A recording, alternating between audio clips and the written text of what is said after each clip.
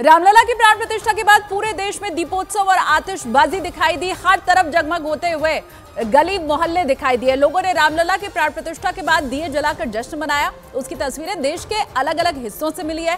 कानपुर गणेश शंकर विद्यार्थी memorial medical college में दिए जलाए गए, जबकि जोधपुर में दिए जलाने के साथ साथ जमकर आतिशबाजी भी की गई। शमिला और पटना भी इसी तरह से दिवाली मनाता दिखाई दिया, जबकि नागपुर के आरएसएस मुख्यालय में भी दिए जलाए गए।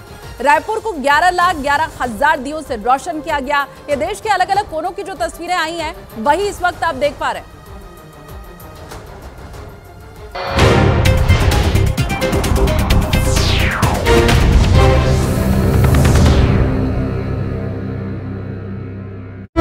अपने फूलों और गहनों से सजे सांवले सलोने रामलला की आरती उतारी।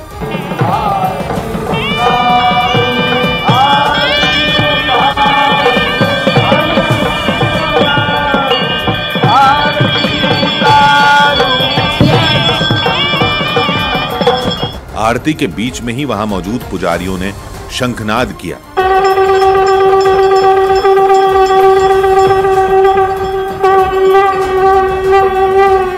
एक तरफ प्रधानमंत्री ने रामलला की नई नवेली प्रतिमा की आरती उतारी, दूसरी ओर आरएसएस प्रमुख मोहन भागवत ने अस्थायी मंदिर में विराजमान रहे रामलला की मूर्ति की आरती उतारी। ये प्रतिमा रामलला की नई मूर्ति के आगे ही रखी थी। मोहन भागवत ने इसी की आरती उतारी। योगी आदित्यनाथ और आनंदीबेन पटेल ने भी आरती की थाली हाथों में ली और नए राम मंदिर में हुई पहली आरती का हिस्सा बने।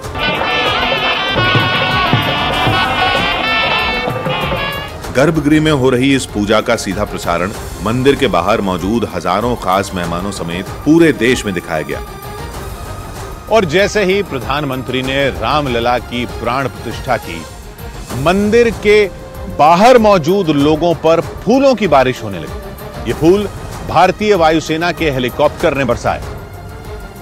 और जैसे ही मंदिर के अंदर रामलला की प्राण प्रतिष्ठा हुई, वैसे ही मंदिर के बाहर बैठे लोगों पर फूल बरसने लगे।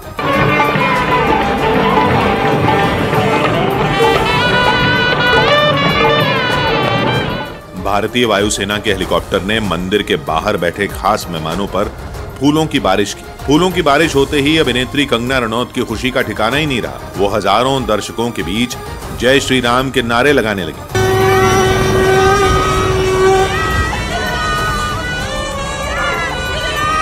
भारतीय वायुसेना का हेलीकॉप्टर राम मंदिर के आसपास फूल बरसाते हुए सरयू के घाट की ओर निकल गया।